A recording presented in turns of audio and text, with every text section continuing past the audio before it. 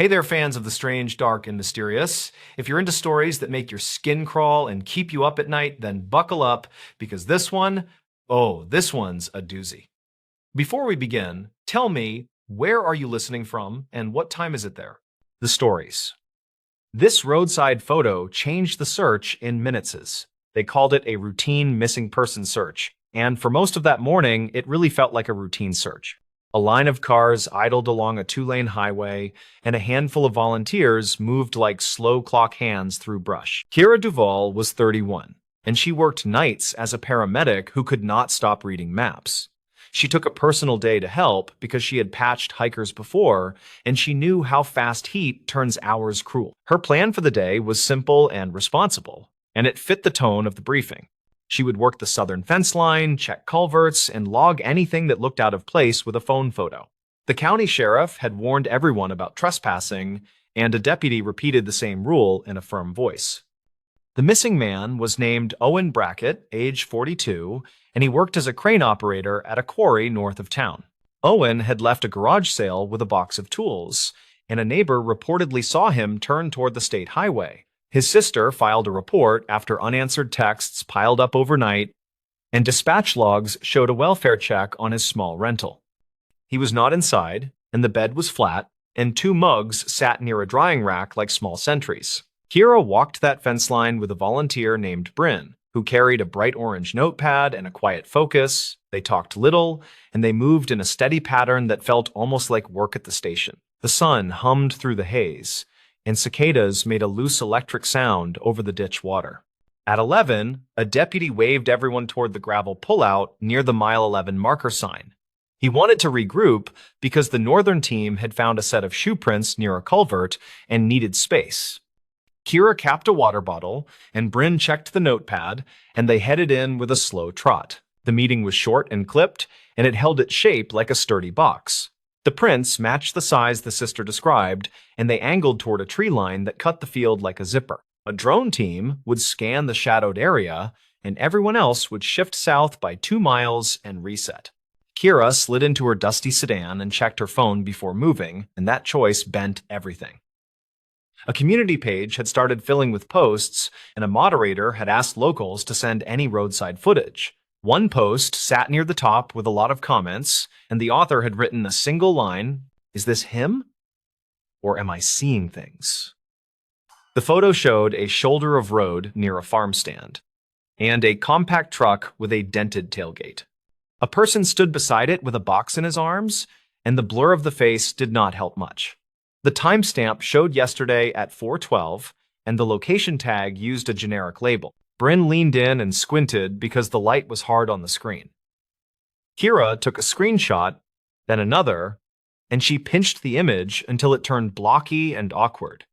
The truck bed had 2 items that did not fit a garage sale box, and that was the first small tap on the door of her attention. One looked like a narrow metal rod wrapped in tape, and the other looked like a folded bag with a reflective stripe. The comments argued about whether it was Owen, and a few people mentioned a similar box.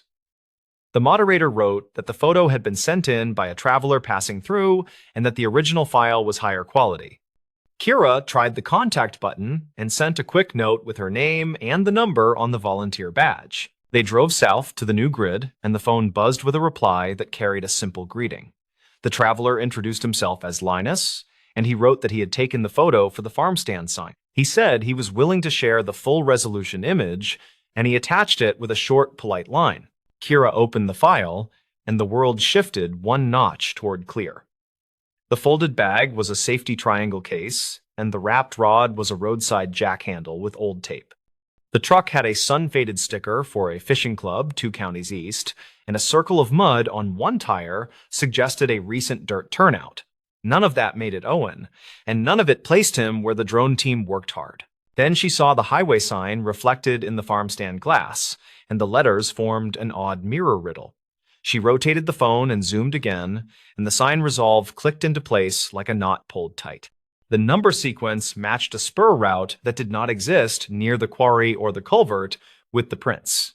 Bryn watched her face and asked a question with no extra words. Kira answered in the same thin tone, and it sounded like 2 people trying not to scare a deer. The reflection showed spur 118, which only cut across the western ridge and met the old freight road near the radio towers. That was miles from the organized search, and it was the kind of road people use when they know it well. Kira called the staging number and asked for the sergeant who handled evidence intake at the pullout. She explained that a community submission included a reflection that might place the photo near the western ridge. The sergeant asked for the file, and she sent it, and then she sent a marked-up copy with a red circle around the reflection. Her voice felt steady but pointed, and she stayed inside the lanes of what volunteers were allowed to say. Dispatch called Linus to verify the time, and archived call notes later reportedly showed a clean match with his phone metadata. A deputy drove to the farm stand to confirm the angle, and his body cam captured the same letters when held at shoulder height. The sergeant asked the drone team to hold, and a small unit broke off toward the ridge with a calm, deliberate speed. Kira and Bryn reached the new grid and parked near a cattle gate that had a brown rope for a latch. The radio traffic shifted slowly, and it sounded like someone unfolding a map in a windless room. A second photo arrived from Linus, and it showed the farm stand chalkboard with a faint line of numbers written low. The numbers matched a delivery price list and the date, and a small logo that narrowed the stand to a single family. No private names made the air, and the unit handled it with care that felt almost like a quiet prayer. Kira received a thank you text and a note telling her to continue the assigned grid until instructed otherwise. She felt relief and restraint share one chair, and she went back to ditch water and briars and the chirr of cicadas. A call-out went to a tower contractor who reportedly kept a service log for access gates near the western ridge. He confirmed that a gate lock had been replaced 2 days earlier after being cut, and he sent a photo of the new brass shine. That photo sat next to Linus's image in the channel the sergeant used, and the pair looked like two buttons on a single coat. None of this guaranteed Owen had driven there, and the unit held the line on that sober point. Two residents near the spur told a deputy they had heard a truck with a loud belt late afternoon, and the detail matched the neighbor's note about Owen's squeal at idle. The deputy wrote that down as a witness statement, and he did not add any flourish beyond the time. A camera at a decommissioned way station still recorded to an old cloud account, and an archived clip reportedly captured the same dented tailgate. Kira thought about how people leave a breadcrumb trail even when they do not mean to leave anything. The farm stand glass, the chalkboard, the way station cloud, and the tower log drew a path that no single person owned. She worked her grid with a calm pace, and she answered Bryn's small questions with the patience of coworkers at a long shift. At 2:15, the radio clicked alive in a tone that set everyone breathing shallow for a moment. A unit had found a compact truck pulled off on a shelf road below the western ridge, and the plate matched Owen's registration. The truck sat at an angle with 2 wheels and scrub, and the safety triangle case was open near the bumper. A box of tools rested on the passenger seat with a folded receipt that listed sockets and a tape measure. They did not broadcast names, and they did not describe medical conditions over the air. The sergeant used a spare line to request medical support that fit a non-emergent transport. A paramedic unit rolled in from a highway turnaround, and Kira watched the dust rising from miles away like a signal made of powder. Hours later, an official note stated that Owen had been found alert and dehydrated, and that he had messaged family. The truck had a failed fuel pump and a dying belt, and he had tried to flag help before climbing for better reception. He slipped on loose gravel by the cut and decided to wait, and his phone battery gave up near sunset. He stayed close to the truck, and he drank the bottled water from the garage sale box that had sounded so ordinary. The investigation continued in the tidy way that follows relief, and it collected details that felt useful but unglamorous. The farm stand owner confirmed the timestamp on the chalkboard through a drawer receipt that matched the hour of the photo. The tower contractor saved his gate log for the file, and the way station clip was downloaded before the old cloud account could rotate storage. Nothing in those artifacts turned dramatic, and all of it built a single sturdy ladder that reached the shelf road. Kira went home after handing over her notes and a neatly labeled folder of images. She sat at her kitchen table and felt the quiet ring in her bones, like something that wanted a name. The day had not been lucky, and it had not been heroic, and it had not been cinematic either. It had been a long, tight weave of small, precise things that met each other at perfect corners. She texted Bryn a simple line and thanked her for the careful walking and the steadiness. Bryn replied with an emoji, then caught herself and sent plain words that matched the briefing rules. She wrote that the photo had been the hinge, and that Kira had noticed the hinge before anyone else did. Kira answered with a line that cut the praise in half and kept the useful part. A week later, a brief statement appeared on the county site and did not mention volunteers by name. It thanked a traveling witness who had shared a clear image, and it thanked locals who stayed off the ridge during the search. It emphasized the value of precise information, and it asked the same thing people always get asked when time turns cruel. Share what you see, and do not guess more than the picture allows. Kira read it during a station break and thought about the reflection in the farm stand glass. She thought about how often truth hides in edges and mirrors, and how a mile marker can sit inside a pane like a secret. She filed the day under a private label and promised herself to keep looking for letters where letters should not be. That promise felt like a job that anyone could do, and also like a job that some people never think to try. When people later asked about the moment that moved the search, the answer sounded almost too small. A traveler took a picture of a sign, and a volunteer noticed the wrong route in the reflection, and a team shifted. The story made no room for grand statements, and it did not need a raised voice or a perfect ending. It needed an image, a circle of red pixels, and a ridge road where a truck sat angled like a held breath. Owen went back to his routine, and a friend reportedly drove him to a mechanic who understood old belts. He brought a pie to the farm stand as a thank you, and he kept his name off any posts that asked for a retelling. The family put the box of tools back on a garage shelf, and the receipt curled into a corner like a tidy leaf. His sister changed his phone charger for a tougher cable, and she set an alert for check-ins that would not nag. Kira kept working nights, and she drew grids in her head while folding gauze or checking vitals and stoplights. She believed in documents, and she believed in witnesses, and she believed in plain, ordinary pictures that steal a detail. She did not frame it as fate, and she did not call it anything with a shine. She called it paying attention, and she let the phrase sit like a low, steady light behind her ribs. Some stories end with a headline, and some stories end with a sentence that barely dents the air. This one ended with a screenshot, a small glass reflection, and a map where a wrong turn finally made sense. The title that made the rounds sounded dramatic, and the truth behind it stayed comfortably simple. A roadside photo changed the search in minutes because someone looked twice and then told the right person fast. The stories. Night guard who logged footsteps, no camera recorded. The night it happened, the security office at the old Westmore shipping depot smelled like dust and burnt coffee. According to shift logs, a 42-year-old guard named Dennis Halbrook clocked in at 11:30 p.m. and wrote a short note. Asterisk. Routine patrol. Clear floor. Humid tonight. Asterisk. He was the only guard on duty. By dawn, his chair was empty, his flashlight was lying under the main stairwell, and the building's cameras, 8 of them, showed nothing from the hours between midnight and 2. Westmore had been a Rust Belt landmark since the late 1970s, a concrete maze of loading bays and silent conveyor belts on the edge of a quiet Midwestern town. Dennis had worked there for 7 years, divorced, reliable, usually quiet. The kind of man who showed up early and read old paperbacks during breaks. That night was supposed to be uneventful, just a standard walkthrough before the building was scheduled for renovation. Around 12:10, he logged a line in the duty notebook kept beside the monitor screens. Asterisk. Footsteps on mezzanine catwalk, west wing. Checked cams, no feed, asterisk, a minute later, asterisk, still hearing it, will inspect, asterisk, that was the last thing he ever wrote. The plant's internal system backed up video every 6 hours. When investigators reviewed the footage from the mezzanine camera, the feed cut to static precisely at 12:08. Other cameras kept recording fine until 2:30, showing only flickering lights and empty halls.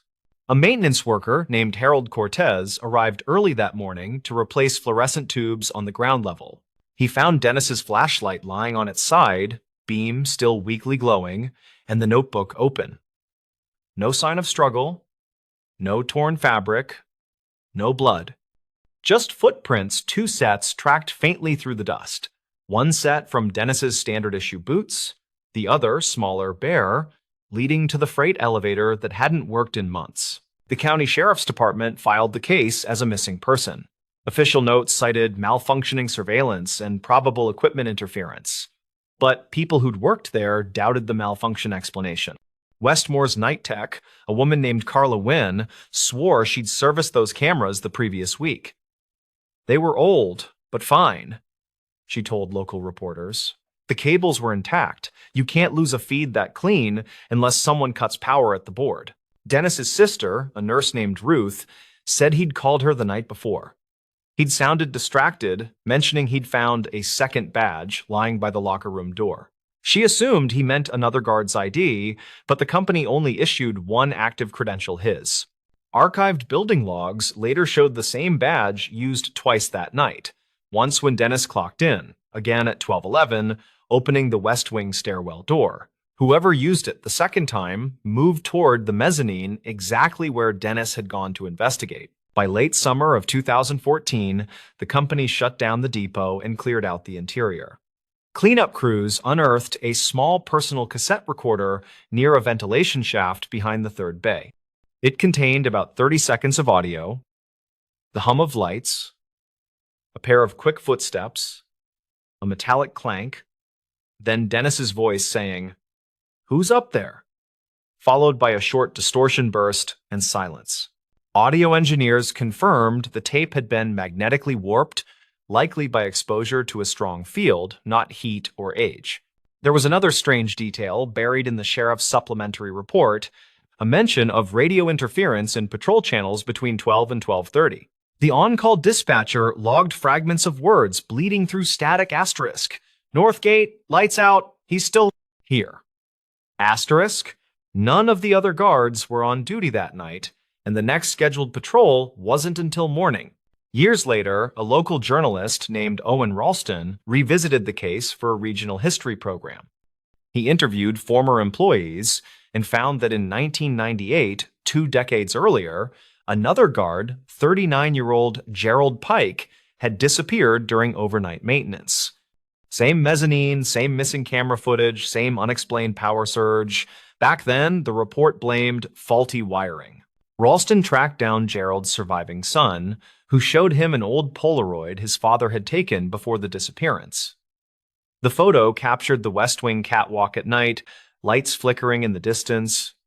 In the lower right corner, partially blurred, was a faint silhouette that seemed to be looking down at whoever held the camera. Analysts couldn't verify whether it was a reflection or a person.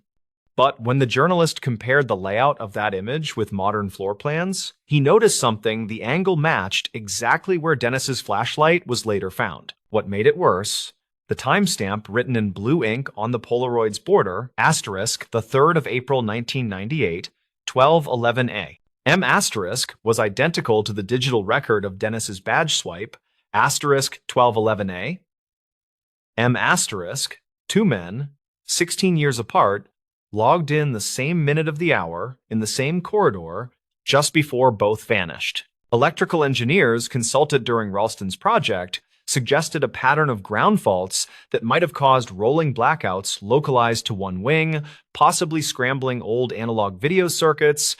It could explain the synchronized failures, but they couldn't explain how both guards' ID logs and physical traces pointed to motion beyond any camera's field. In late autumn of 2021, the depot site was finally demolished. Before the demolition, a volunteer archivist named Leah Torres cataloged remaining items from the security office for the county museum. Inside a rusted filing cabinet, she found the original duty notebook sealed in a plastic evidence bag.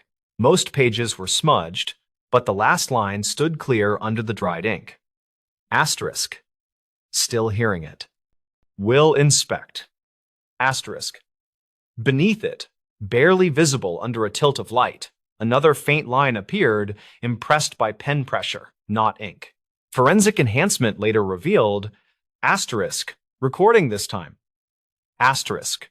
That phrase matched an unfiled cassette found near Dennis's locker years earlier, the same type used for the warped tape. The archivist played it carefully on a restored deck. The audio was faint, but at the 13-second mark came what experts described as a pattern of steps, counted 7, then stop. The acoustics placed it roughly 10 feet above the ground, consistent with the mezzanine. When news of the find resurfaced, Ralston added an epilogue to his documentary. He pointed out that both the 1998 and 2014 incidents shared one quiet constant. The security logs always mentioned footsteps, but never the echo that should have followed in a steel-floored building. He speculated that the mezzanine's partial collapse during construction years earlier created a space that resonated oddly, bending sound in ways the old analog recorders couldn't track. Maybe, he said in the closing narration, what Dennis heard wasn't someone walking, but the building replaying itself. The official record lists Dennis Halbrook as missing, presumed deceased. No remains were ever found. The West Wing mezzanine was melted down with the rest of the metal. Today, the old depot grounds are a parking lot for long-haul trucks. Drivers who park overnight sometimes mention hearing boots pacing above the asphalt when the wind picks up, though there's nothing there, just open sky. Local radio traffic still gets random interference near mile marker 32, short bursts that resemble a steady rhythm of footsteps. At this point, the facts that remained were simple. 2 guards, years apart, logged the same minute, heard the same sound, and left no image behind. The rest, whatever it was, stayed between the missing frames of a camera that never recorded and a notebook line that never should have been there. The stories. Ranger station logs noted a missing hiker at noon. The radio crackled just after lunch, and the clipboard showed a blank line beside a borrowed bear spray canister. The word missing sat in block letters on the duty sheet, and the clock over the map board ticked louder than usual. Renata Vale worked the desk that week, 38, seasonal ranger with a stubborn streak for clean paperwork. The station sat outside a popular canyon where the trail ran through scrub pine, and July heat made the air taste metallic. Her plan for the day was simple: clear the lost and found shelf and call 2 vendors about water filters. Plans changed when a volunteer handed her the trail phone and said a worried brother was holding. He said his sister failed to text from the halfway point, and he used the word routine like a spell. He gave a name that did not exactly match the sign-in sheet, and his voice thinned when Renata asked about clothing and pack color. He had a screenshot of their last conversation, time-stamped just before noon, and said a ranger blog recommended checking the canyon switchbacks first. Renata felt the quiet alarm that starts in a seasoned ranger's hands, the kind that steadies rather than shakes. She called the number on the permit sticker that matched the closest name, and a voicemail box chirped with a clipped greeting. She checked the station cameras that watched the parking turnouts and found a silver sedan rolling in at 10:20. The driver wore a brimmed hat and taped the ends of the laces. A detail Renata wrote down because details age poorly when pressure arrives.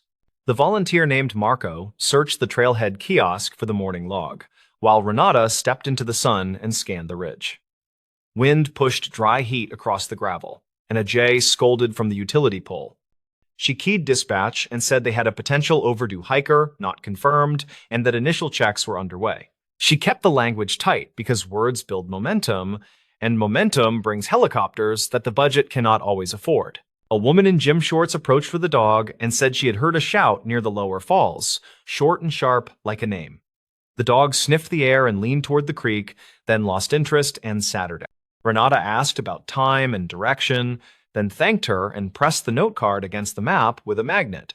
Witness statements fail without anchors, so she pinned the details to the grid and reviewed them aloud. Marco returned with the binder of trail camera stills that interns pulled from a motion unit near the bridge. The images showed the brimmed hat at 11:16, then again at noon on the switchback above the falls. The shirt color looked different under the dappled light, a common effect on digital stills that gave Renata a moment of doubt. She printed 2 frames and circled the pack strap, then clipped them to a clipboard for the field check. Her simple plan melted fully when dispatch called back with archived calls. A person had phoned the tip line at 11:42 and asked about trail closures on the East Rim, then hung up when asked for a callback number. The caller used a masked service that had failed before, and the audio had that empty room sound that suggested a roadside kiosk or a cheap motel. Renata pressed a knuckle against the map and agreed to log the call as related. She put together a step-by-step, starting light and staying local to the canyon.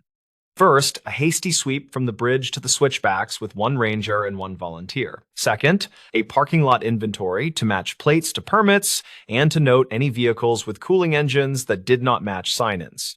Third, a witness walk with the dog owner to the lower falls, with a promise to return her to the trailhead within the hour. She radioed the plan and heard the click of acknowledgement from Wyatt Perales, 32, trail tech and steady boots in rough ground. They moved out along the creek, and the summer smell shifted from dust to algae and sunscreen. A couple in sun hats pointed to a narrow ledge where someone had left a crushed water bottle and a candy wrapper.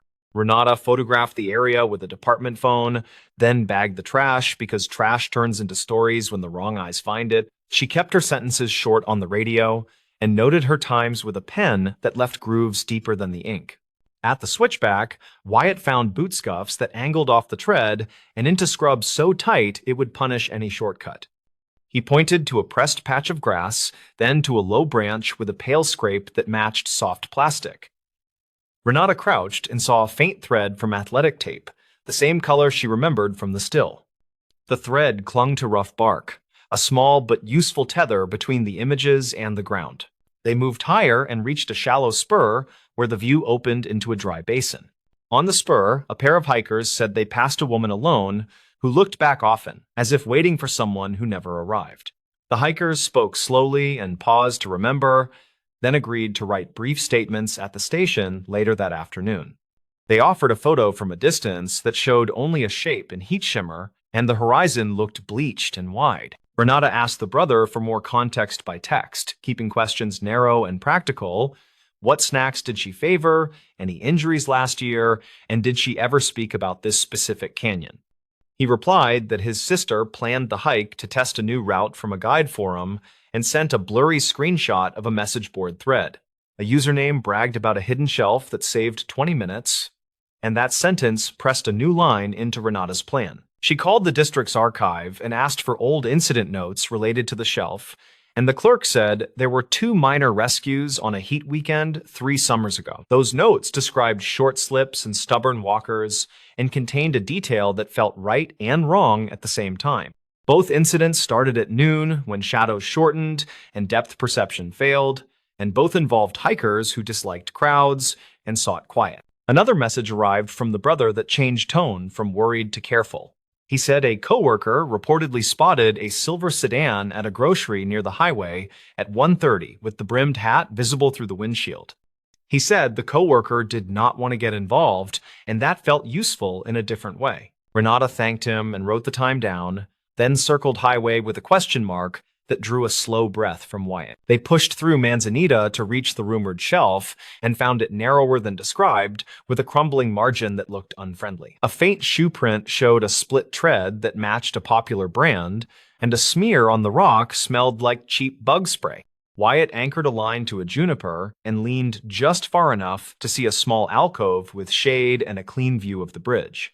A person could wait there unseen, then return to the trail when passing groups moved on. Renata called dispatch to log the shelf and asked for a quiet check on the grocery footage if the store manager would allow it without a formal request. She kept the ask light, and the clerk at the store reportedly agreed to review only the parking lot from 1:15 to 1:45. While they waited, they spoke to a fisherman who said he had heard someone practicing a greeting near the bridge, polite and warm, the way people rehearse before calling an office. They returned to the station to regroup and found the dog owner had kept her promise about the statements. She drew a crude map of her walk and marked the spot where the shout came, which lined up with the shelf by a neat stroke. Renata checked the plate list from the lot, and one entry bothered her because the registration sticker covered an older color. That usually meant a cheap repaint, often done quickly when a car changes hands among friends. The call from the store came back while the clock swept toward 4. Footage reportedly showed a silver sedan near the outer edge, and the driver wore a brimmed hat. The camera caught the driver opening the trunk, then closing it without removing anything. The driver sat for a full minute, then left the lot with a slow signal that suggested careful timing rather than confusion. That action made less sense if a hiker was lost, and more sense if a narrative needed space. Renata asked the brother to send any recent photos of his sister's gear so they could match brands and colors to the thread on the branch. He sent a camping picture from spring, and the pack straps matched the stills with unnerving accuracy. He also sent a photo of a laminated media badge from a fitness channel and apologized for forgetting to mention that side gig. Renata stared at the badge and felt the click of pieces rubbing into place. She pulled the permit files again and found a second entry from the morning that used a near match to the name, with a transposed letter that looked accidental at first glance. The second entry had a note in different handwriting that said, "Early shoot near bridge, approved by office." The office had approved no such shoot as far as Renata knew, and a deep memory of an email warning about unauthorized product videos rose to the surface. Those videos sometimes used stage trouble to capture attention, then rode the wave for clicks and ad buy. She contacted the regional office and asked whether a crew had requested permission that day, and the answer came back tidy and negative. The office asked for details, and Renata kept her language cool and focused on logs and times. She included the masked call and the quiet shelf, and the fact that a brimmed hat appeared where a plan would benefit from a dramatic turn. She asked for guidance on whether to treat the case as a welfare check or as a permit violation with a side of false alarm. Before the office replied, Wyatt flagged a new detail from the camera stills that had felt unimportant earlier. The brimmed hat in the second still carried a small pin that caught the sun, and the same pin appeared on the media badge in the spring photo. It was a tiny compass rose with 3 points bent, a logo for a training program that marketed grit and quiet strength. The pin created a line between online identity and trail identity, often a line people try to blur when views are currency. The volunteer team returned from the upper spur with a clean report and no sign of distress along the ridge. A group of teenagers said they watched a drone rise above the bridge and glide toward the shelf, then return quickly when someone shouted about rules. The teenagers filmed the drone on a phone, and the video captured the brimmed hat figure leaning on the railing, then turning away when the shout landed. Renata saved the clip and documented the time, then asked the group to leave contact details in case the office needed follow-up. As evening lights softened, dispatch called with a quiet advisory. A patrol unit had found a silver sedan parked at a scenic turnout 15 miles east, empty and cooling, with a folded jacket in the back. The officer waited nearby without lights and reported a second vehicle pulling in close, then leaving when the cruiser rolled forward. The plate on the second car belonged to a rental agency with a flexible policy about credit cards, a detail Renata captured without judgment. The office finally replied and advised a welfare check with a parallel inquiry into misuse of emergency channels. They recommended a measured approach that prioritized safety and avoided public drama. Renata agreed, and then called the brother again and asked him to come to the station, explaining that in-person rooms make details easier to manage. He arrived with shoulders high and hands careful, and he looked like someone who disliked being on the wrong side of a counter. He admitted the channel sometimes staged challenges, and that his sister had pitched a solo speed test that needed daylight and a sense of risk. He insisted that no real danger was planned, only a late check-in, followed by a triumphant return and a lesson about preparation. He said a friend reportedly stood by with water near the highway, and the masked call was about closures because crowds ruined dramatic timing. He said he panicked when she missed the planned text by a full hour and called the station because the bit felt wrong. Renata listened and typed, then asked to speak with the sister by phone. The brother made a call on speaker, and the brimmed hat answered with a small breath, then a quick apology that sounded practiced. She said she was safe and nearby, and that she feared trouble once she realized how many people had watched the bridge. She agreed to meet at the station within 30 minutes and added that the shelf was a mistake because the rock felt greasy and mean. She arrived with salt on her face and a steady gaze, 34, freelance trainer and editor for a mid-sized channel. She wore the pin on the brim and kept her hands open on the counter, then gave a full account that matched much of the timeline. She described the shelf and the alcove and admitted the staged silence to build tension for a cut. She said the drone operator backed out when a shout scared him and that the grocery stop was a pause to decide whether to end the bit early. Renata walked her through the consequences with a calm voice and clear steps.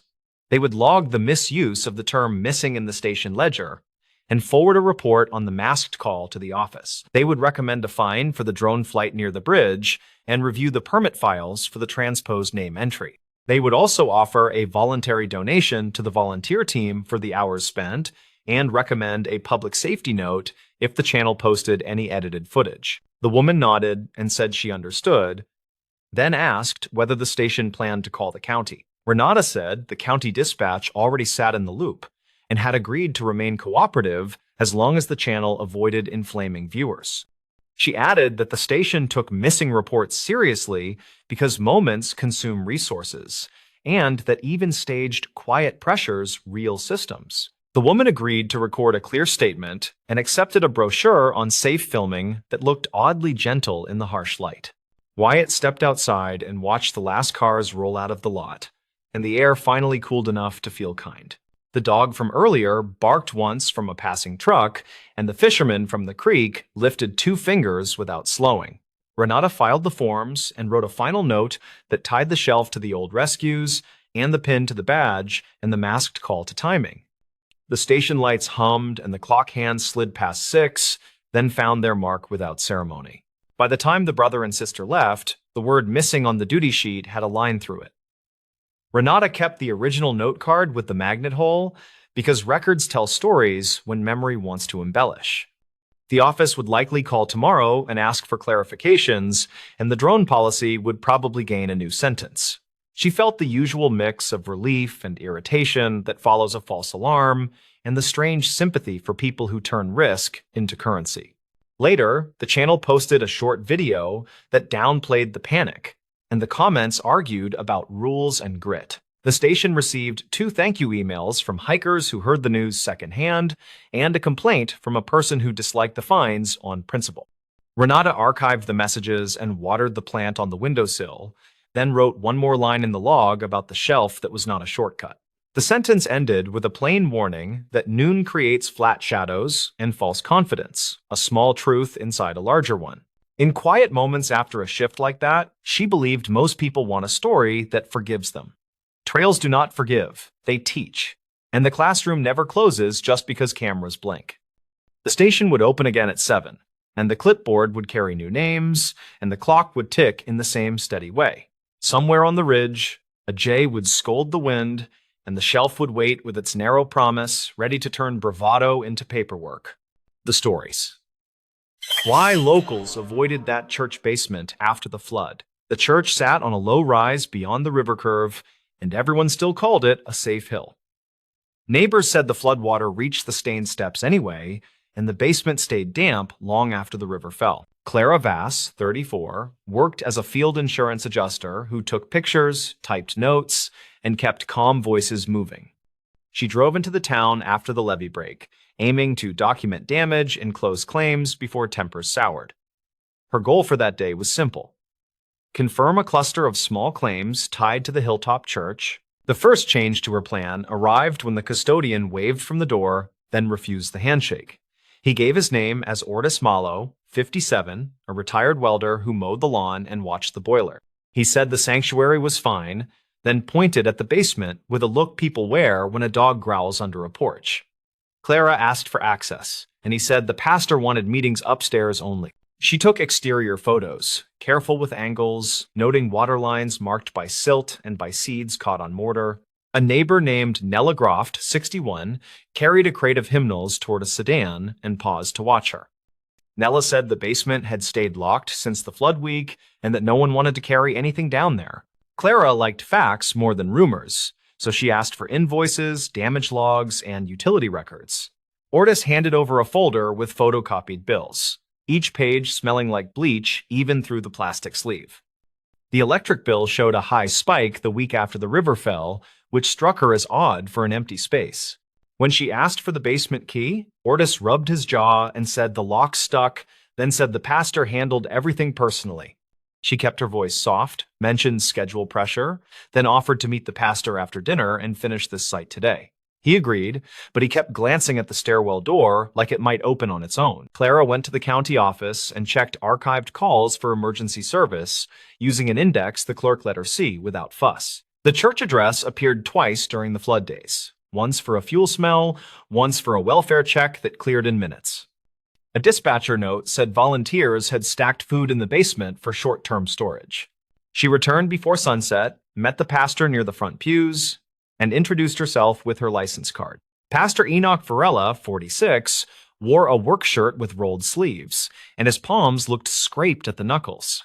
He repeated that the sanctuary took no damage, then said the basement had a minor issue they were addressing privately. Clara explained her process, said transparency helped claims move faster, and asked for a basic walkthrough with photos. He agreed to a limited tour, then warned her that the air down there felt close and would not be pleasant.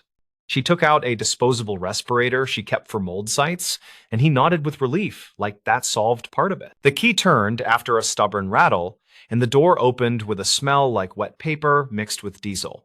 Steps went down into dimness that felt cooler than upstairs, and the walls showed a faint brown tide mark. Her light found a row of folding tables stacked with canned goods and boxes, all tied off with twine. Several tabletops were warped, and the legs stood at different heights because someone had shimmed them with hymnals wrapped in plastic. A generator sat to one side with a coiled cord, and the floor around it showed a clean square like a rug had been there.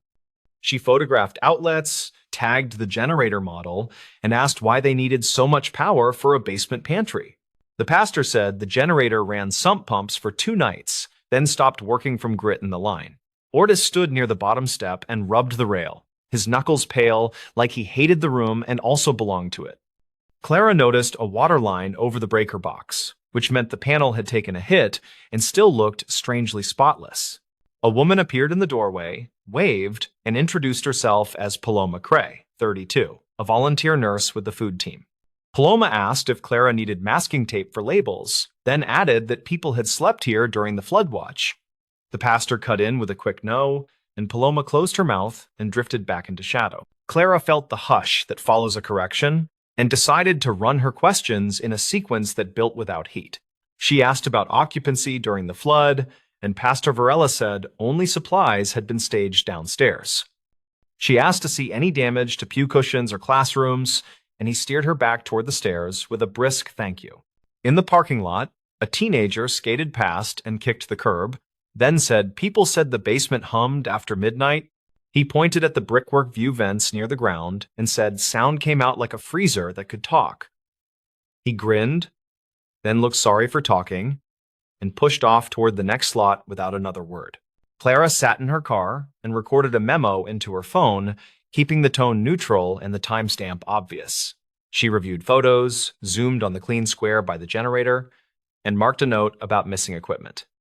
That square looked like freezer footprint, and on a raised plan like this basement, a freezer could stay mostly dry. Her next stop was a building supply yard, where she asked the clerk for recent sales of heavy appliances paid in cash. The clerk shrugged, then said a man from the church bought a chest freezer late in the flood week and paid without a receipt. That detail qualified as a witness statement, and she typed it as such, careful not to lean on it more than it deserved. Evening pushed in, and she returned for one more look, while people set up for a community meal upstairs. She asked Paloma for 5 minutes in the basement to recheck the panel labels, promising to stay out of the way. Paloma agreed, then quietly handed over a small key that looked too new for an old door, her eyes level and steady. Downstairs, the lights flickered, as if a loose connection lived somewhere behind the fresh panel cover. Near the far wall, she found 2 pallets draped with tarps that had been taped several times, and the tape pulled white in places. A faint, sweet odor rode the damp smell, like fruit left in a trunk after a warm day at the lake. She lifted a corner and found case water stacked over a long trough cut into the slab, its edges chipped and sharp. A length of garden hose ran from the trough to a sill drain where floodwater had once receded, and the hose still glistened. She followed the hose with her light, stepped around the tarps, and saw the end shoved behind a dented freezer. The cord was gone, but a film of oil on the floor traced a path toward the clean square near the generator.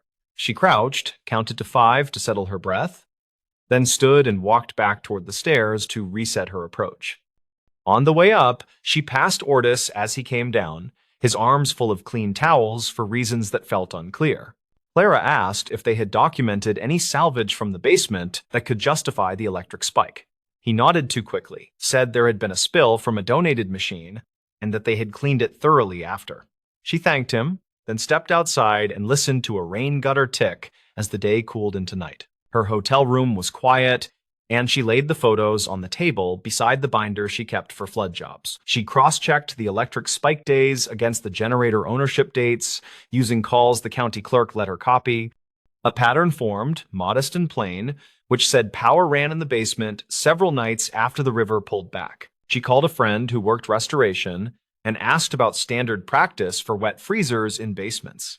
He said most techs would drag them outside, prop the lid, and tape a sign to keep people away until haul out. He said running a generator indoors for a freezer was dangerous, and added that diesel odor with sweet tang usually meant refrigerant leaked. Clara returned at first light and found Paloma sorting donated jackets on the front steps. Paloma watched the street, then said she had worked disaster shelters before and knew that water brings out the best and worst. She said she had asked to close the basement and that she would be happier if an outsider made decisions for them. With Paloma present, Clara requested a formal walkthrough with full photo documentation, and the pastor agreed after a long pause. He suggested they invite a town officer to keep things calm, and she agreed without hesitation since an extra witness helps. Officer Renwall, 39, arrived and signed the site log that Clara carried in her bag for exactly this moment. They opened the basement door together, and the smell rose again, edged with sourness that set teeth on edge. Wren kept a straightforward tone, said they would check for safety risks and nothing more, and the pastor nodded with his jaw set. They moved toward the far pallets, and Paloma touched Clara's elbow, then pointed with 2 fingers at the sill drain. Clara photographed the hose, the trough, and the freezer compression dents that matched a recent move across gritty floor. Wren looked at the panel and said the cover was new, then asked if an electrician had cleared it, keeping his voice even. Orta said he would get the paperwork tomorrow, and stared at the drain like he feared what might back up through it. The twist waited in a storage closet behind a rolling chalkboard where someone had stacked plastic tubs in a neat column. Wren asked permission, lifted the lid on the top tub, and found medical waste bags tied with careful knots. The labels showed a clinic in a nearby county, and date codes matched the flood week plus 3 days after. Paloma exhaled, then said the town clinic had shut power during the worst night and that someone offered temporary cold storage here. The pastor stared at the bags and rubbed his temple, then said yes, they had tried to help and keep things under control. Ortis said the freezer had failed, they had panicked, and they had moved what they could to ice chests upstairs. Clara kept her voice in the middle as she asked whether any records accompanied the delivery of those bags. The pastor produced a photocopy from his wallet that showed a shaky agreement to secure and return the materials promptly. Wren read it twice, nodded, and said they needed to report this and arrange a proper collection, and the pastor said he understood. The pieces now fit the noise locals heard at night, the generator, and the spike in the bill after the rain. Refrigeration had kept those bags stable for a short window, then failed when the sump pumps stole too much current.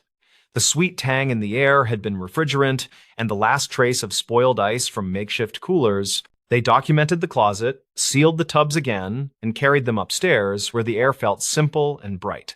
Wren radioed the county, asked for a hazmat team and the clinic contact, and kept his words plain so no one panicked. Paloma called volunteers to move the meal upstairs, and they did it quietly, like they were shifting a sleeping child. Within an hour, a small truck arrived with 2 techs who spoke carefully and signed every line Clara handed over. They packed the tubs into rigid containers and handed the pastor a receipt that settled chain of custody without drama. The tech said this sort of mix-up happens in storms when freezers are scarce, and that it becomes a cautionary tale for years. After the truck left, Clara took final photos of the basement and noted the cracked trough that had worried her from the start. She recommended a full inspection for the panel and air testing before volunteers returned to work downstairs. The pastor agreed, his voice steady now, and Ortis finally sat on the steps and let his shoulders drop like a load had slid off. The town never made a scandal of it, since nothing criminal had been intended, and the fix was clean and quick. That said, people still avoided the basement for a while, since memory can stick to concrete and walls like damp. They spoke of the humming nights as a warning, and they stored donations upstairs where anyone could see them in daylight. Clara filed the report that afternoon and drove out past fields that glittered with wet leaves pushed against fences. She felt no thrill, only quiet relief that the pieces had held together and that nothing worse had formed in secret. Her notes added a simple line that generosity without planning can rot faster than anyone expects in warm water. Later, she learned the church held a small meeting and told their members the whole sequence with plain language. They apologized to the clinic and offered money for the generator fuel that had been wasted in the failed plan. People appreciated honesty, but the basement kept its reputation because reputations have long legs when the air has smelled wrong. By autumn, the concrete was scrubbed, fans had run for weeks, and the panel wore a new sticker from an electrician. Still, a few congregants preferred folding tables upstairs, and no one minded because sunlight makes simple promises. When it rained again, the pastor stacked extra caution tape by the stairwell and kept the door locked without debate. Neighbors now say they avoided that basement not because of ghosts or whispers, but because they knew the facts. They remembered that freezers hum for reasons, and that a locked room with a sweet tang is a message rather than a mystery. The town chose to listen, and the story settled where most real stories live, halfway between relief and regret. Clara closed the file and moved on to other roofs and other high-water marks, keeping her methods the same. She asked ordinary questions in steady sequence and waded through pauses that often carried more truth than quick words. The church needed time, the town needed air, and the basement needed light, and they all eventually got what they required. Years later, the flood was referenced as a hard season, not a nightmare, and the hill stayed a safe hill again. People mentioned the humming when they taught young volunteers how to store donations and why clear logs matter most. The pastor still kept the key, but he also kept the receipt that proved the chain unbroken, which made him sleep better. Clara would sometimes pass through on other assignments and find Paloma sorting jackets on the steps with calm hands. They would wave as if nothing remarkable had happened, which felt correct because the point was that nothing worse had arrived. The basement door stayed closed unless the work demanded it, and that quiet was the final lesson worth holding. The stories. A final call was traced near that bridge. Late in the evening of October 5th, 2016, a storm rolled through a quiet stretch of countryside. Wind battered the old bridge over Hollow Creek, shaking the steel rails and scattering leaves across the asphalt. Around 10:32 p.m., dispatch logs show a brief, incomplete 911 call pinged off the nearest tower. The caller's voice was male, panicked, and cut off mid-sentence. Investigators later marked the audio as simply unresolved. The man behind that call was named Leon Price, 43, a long-haul truck mechanic from a nearby industrial town. He'd spent the day finishing a repair job for a delivery company, planning to drive home to his wife in time to watch a recorded game. According to coworkers, Leon left the shop around 9:40, saying he wanted to check something quick before heading home. That something was never explained. By morning, Leon's truck was found parked near the old bridge, headlights off, and driver's door locked. His phone sat on the passenger seat, the last number dialed being emergency services. The call duration? 12 seconds. No sign of a struggle. Just the smell of damp metal and mud and a faint drag mark leading toward the railing. Search teams spent 3 days combing the area. Divers worked the shallow creek, drones scanned the woods. Nothing. Local papers speculated everything from suicide to abduction, but investigators leaned toward an accident. Maybe he'd slipped trying to inspect something under the bridge. Yet the coroner never received a body, and the case sat open as missing, presumed dead. His Nummer mens in Spix. Years later, in 2021, a city engineer named Rachel Kearns was reviewing archived bridge inspection photos for a maintenance report. In one image, taken 2 days before Leon's disappearance, a reflection caught her attention. The photo showed the lower truss beam standard shot, but in the corner, faintly lit by a maintenance flashlight, there was a silhouette of a man crouching. The timestamp placed it around dusk on October 3rd, 2 days before Leon vanished. The engineer who'd taken the photo, retired since, confirmed no one else was scheduled to be on site. Rachel forwarded the image to the county sheriff's office, and they reopened the file. Investigators re-examined Leon's work records, tracing his calls and texts from that week. One stood out. A message to a contact labeled BR sent the afternoon of October 5th. It read, asterisk, I found it, meeting at the bridge tonight. Asterisk, the number was prepaid, never registered, and disconnected within 48 hours. A detail in the message puzzled detectives. Leon wasn't known for secrecy. His wife, Dana, told them he'd been bothered for months by something from an old job, saying he'd done work he wasn't proud of for a client that refused to pay. Dana assumed it was a parts dispute, but when she mentioned a box Leon kept locked in his garage, the investigation shifted. Inside the box, police found a spiral notebook filled with maintenance records dating back to 2009, all logged under a defunct company name, Midstate Transport. Midstate had folded after a fatal trucking accident that same year, a crash investigators blamed on faulty brake lines. In a note scrawled at the back of Leon's notebook, he'd written, asterisk, proof they used counterfeit parts. Need photo evidence. Asterisk.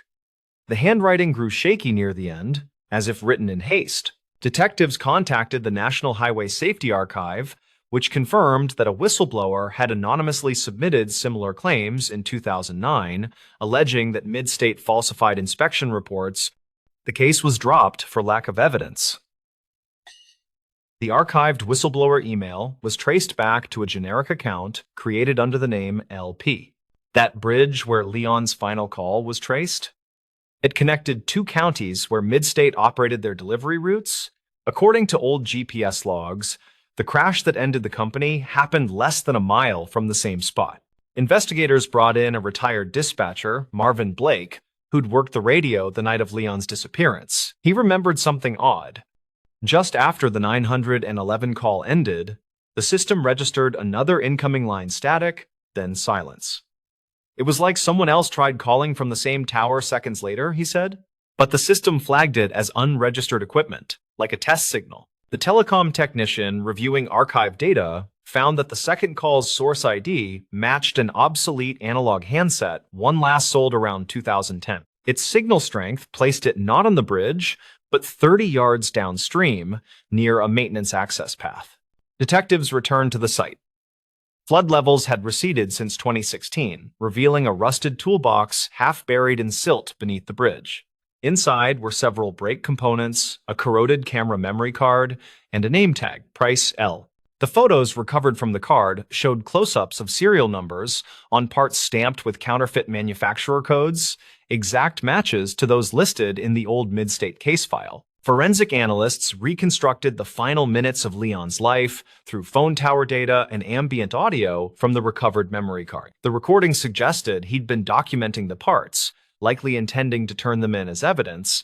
Rain intensified, wind roared, and a loud metallic creak echoed the sound consistent with a vehicle crossing the bridge above him. Seconds later came a splash and muffled crash. The last image on the card showed Leon's flashlight beam turned toward the creek bank, and in the background, a dark SUV partially visible through the guardrails. Authorities attempted to trace any vehicles on that bridge during the window of time. Traffic cameras from the nearby highway ramp were down that night due to the storm, but one motion-activated wildlife camera a mile away captured taillights heading east around 10:35. The model matched an SUV owned by a former Midstate executive, Brent Rowan. When questioned, Rowan denied being anywhere near the area, stating he'd sold that vehicle years prior. Records later showed the SUV's title transfer occurred 2 months after Leon's disappearance. With no physical remains and no eyewitnesses, the district attorney declined prosecution. The case was again marked unresolved. Still, among investigators, the consensus hardened that Leon Price had gone back to finish what he'd started years earlier to expose falsified safety records that cost lives. He'd arranged to meet someone that night, someone who realized too late what evidence he carried. In early 2022, bridge maintenance crews discovered a piece of phone casing embedded in the concrete ledge beneath the guardrail. Lab tests confirmed it matched Leon's model and contained trace data from his final call. The last GPS ping aligned within 3 feet of where the toolbox was found. At this point, the facts that remained were simple. A man burdened by guilt tried to make something right. He gathered proof of wrongdoing, arranged a meeting, and never came back. The evidence he left behind, notes, photos, the final call, spoke louder than any statement could. Dana Price still visits the site once a year. Locals say she leaves a small brass key on the railing. Investigators believe it's the key from Leon's garage lockbox, the one he'd used to hide the notebook that reopened everything. The bridge stands quiet now, repaved and monitored by new cameras. Every so often, a maintenance crew reports interference on their radios when crossing after dark. A faint echo that clips mid-word 12 seconds long, always the same. Officially, the file reads, "Case closed, pending further evidence." Unofficially, among those who worked it, the belief endures that Leon Price's final call wasn't a cry for help, but a handover. A man trying, in his last breath, to trace the truth back to where it first broke. The stories.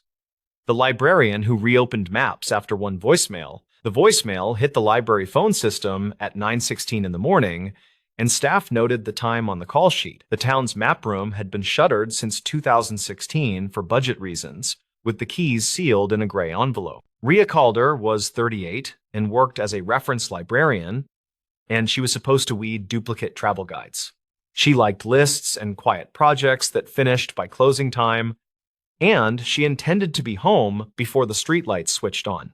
She opened the staff mailbox for routine messages, and the new voicemail had a subject line that looked wrong. The timestamp matched today, yet the voice sounded grainy and old, like cassette tape found in a hot attic. The caller sounded rushed but clear, and he used a steady dispatcher tone that carried through the static. He said the emergency detour map in the bridge packet had its north arrow wrong, and the depot road turn would strand drivers. He named 2 intersections locals would recognize, and he said the paper copy got flipped during a late-night duplication. He asked whoever heard this to check the flat files in the public map room, and then he hung up fast. Rhea paused because the library was planning a small display for the bridge reopening next week. The town crew wanted visitors to see old blueprints and printed maps, and the staff had quietly promised to unseal the room. She replayed the message and wrote down every location, and she typed the intersections into the library catalog notes. The bridge packet sat behind the desk in a manila folder, and she slipped the detour sheet out with a quiet tug. The detour looked normal at first glance, and the label fonts matched the county style guide. The north arrow pointed toward the top of the page, and a thick red line wrapped through 3 turns like a ribbon. She looked for a small staff stamp, and there it was near the border in faint purple. It said copied from firehouse drawer after warehouse incident, which the old reference notebook linked to 2009. Her job and training lived in the overlaps between paper and people, and she felt the old itch to confirm. The warehouse incident had clogged the streets for days, and archived calls reportedly mentioned bad directions at least twice. She brought the folder to the workroom and pulled the microfilm drawer, and the metal slides rasped against old paint. Dispatch logs on film listed closed streets and detours, and operators marked trouble points with pencil circles. 2 logs from the same night mentioned Depot Road, and the note said trucks turned the wrong way toward the river. One line said, "See temporary detour plate beside flat file B," which sounded like a direct breadcrumb. Flat file B waited in the locked room behind the genealogy shelves, and the envelope with the keys lived in a safe. She signed a paper acknowledging responsibility for access, and she carried the keys with both hands like a relic. The map room smelled like dust and linen, and the ceiling fan ticked from a loose blade. She slid open a drawer and found rolled sheets, and brittle plastic sleeves stuck to their neighbors like leaves after rain. The temporary detour plate was a stiff board with a taped photocopy, and someone had written mirror warning in grease pencil. The north arrow had a big X over it, and a second arrow pointed to the right side with the word up. She spread the board on a table and placed washers on the corners, and the paper fought to curl back into memory. The depot road turn looked reversed compared to the packet, and the red line as drawn would lead drivers into gravel. Her phone compass showed north toward the windows, and the temporary plate matched her reading within a few degrees. The packet map disagreed by a wide margin, and her stomach tightened like it always did when details misbehaved.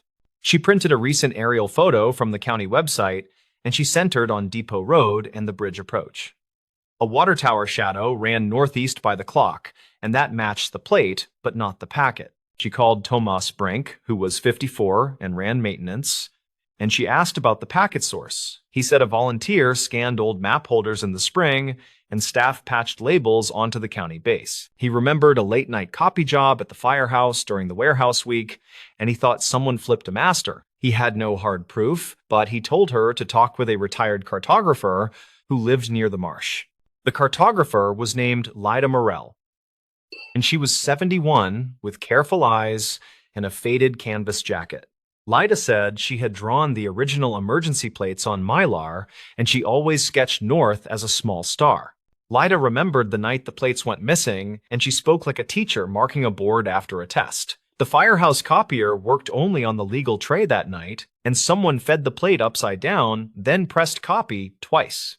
Lyda said her handwriting on the board looked like her early notes, and she pointed to the grease pencil word up. She kept a photo from that week that showed 2 volunteers holding the board outside, and the sun angle matched.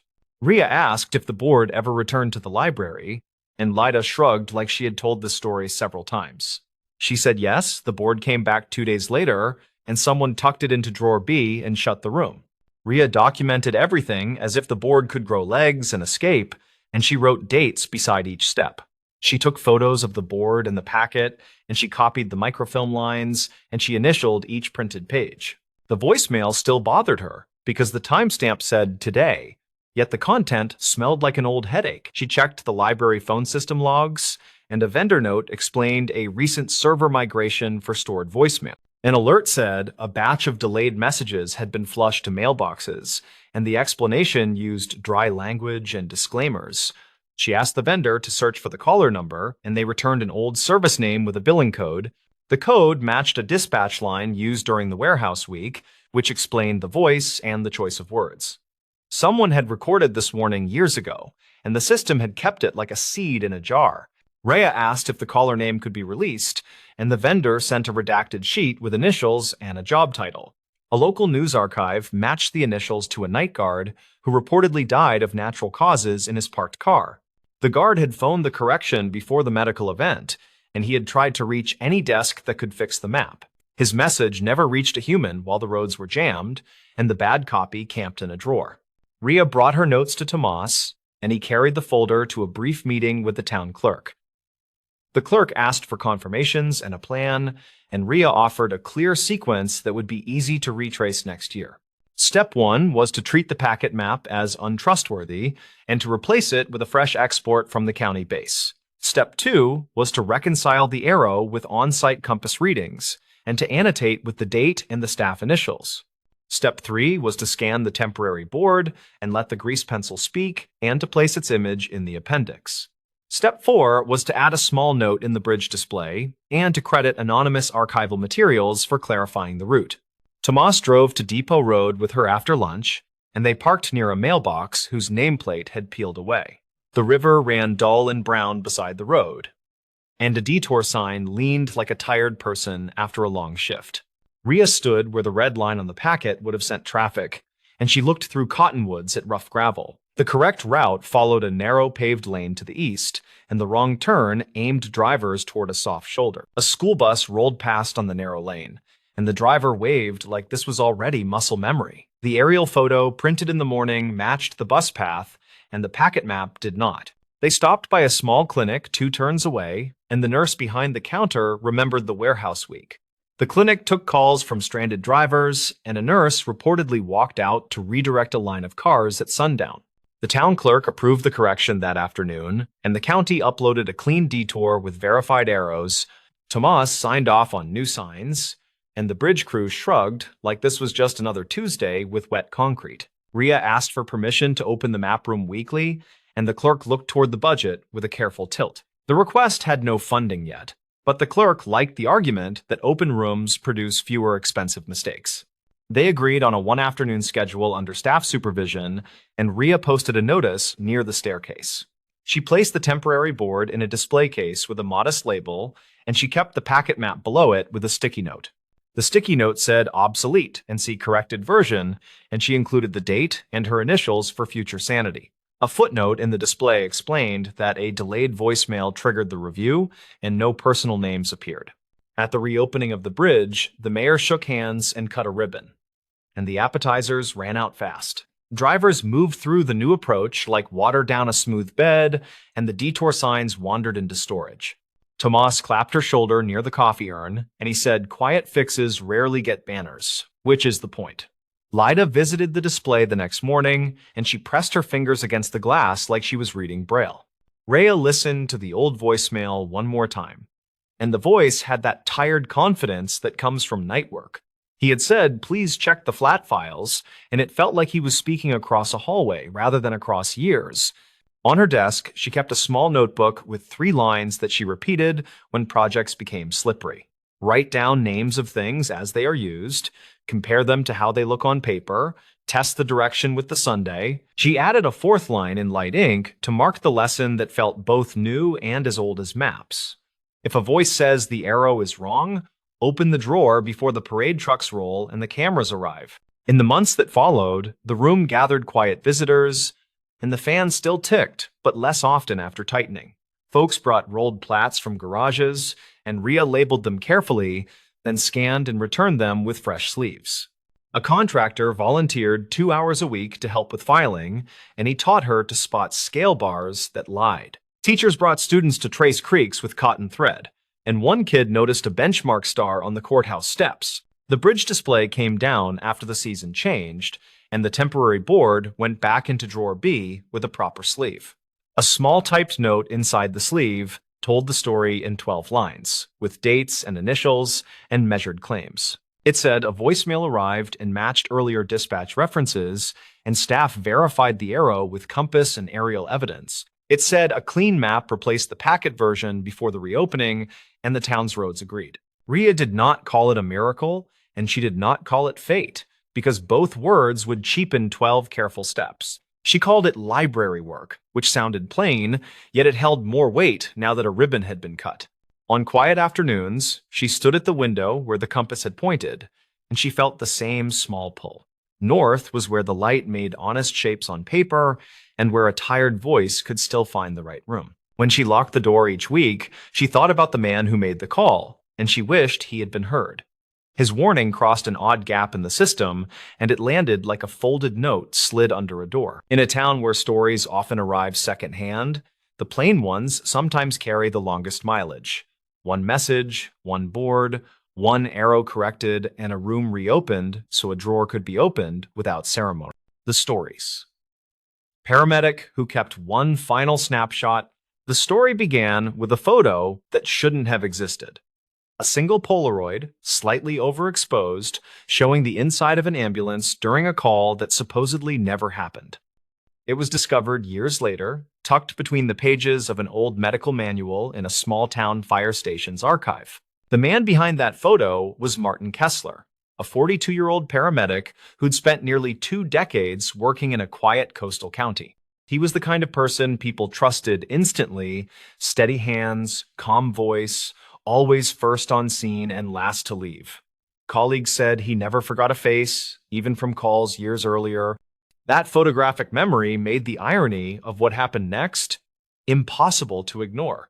In late March of 2012, Martin and his partner, Dana Ruiz, responded to a dispatch from a stretch of highway north of town.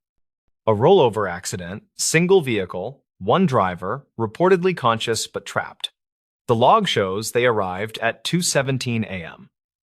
Weather clear, visibility decent. Everything about the report was ordinary. Until it wasn't. When firefighters reached the car, there was no one inside. Seatbelt unbuckled, airbags deployed, engine still ticking from heat, no footprints in the gravel shoulder, no sign of struggle. Dana's field notes mention Martin standing there longer than anyone, staring into the dark beyond the guardrail, as if waiting for something to move. He didn't say much on the drive back. Just, it doesn't feel right. Someone was here. The next morning, Martin called the dispatcher, asking for the driver's name. There wasn't one. The system had registered the call as civilian report unknown source. No, 911 record existed, only a radio relay from a patrol unit that later denied making it. That was when Martin started keeping a notebook, part medical log, part journal. He filled it with incident details that didn't make sense, addresses that didn't appear on maps, names that changed between shift reports, an emergency call from a decommissioned nursing home that had burned down 5 years earlier.